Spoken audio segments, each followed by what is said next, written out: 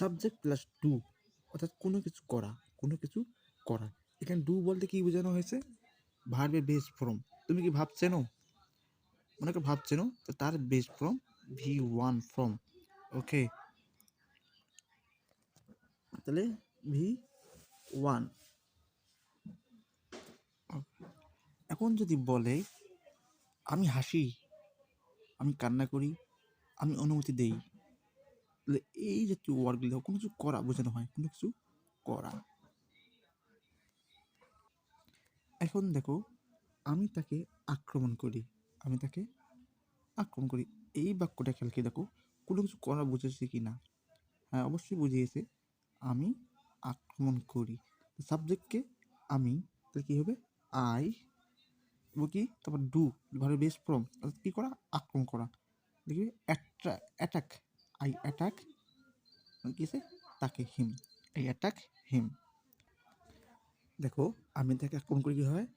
I attack him, I attack হিম।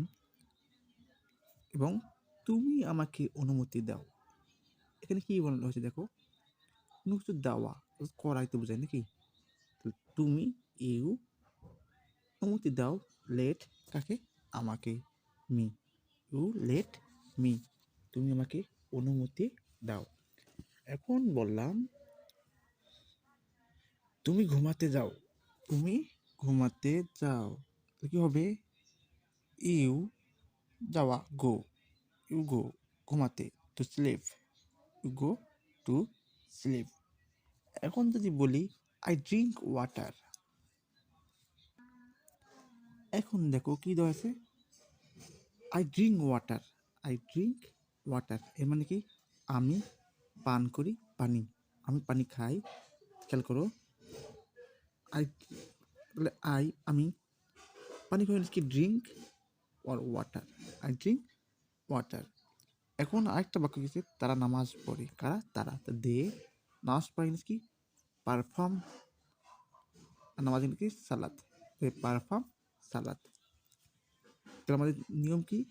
সাবজেক্টের পর do, অর্থাৎ ভার্বের বেস ফর্ম, মানে কোনো কিছু করা। আমি ঘুমাই, আই স্লিপ, তুমি ঘুমাও, ইউ স্লিপ। আমি বই পড়ি, I read book, I read বুক। তো এইভাবে বাক্য তৈরি করো।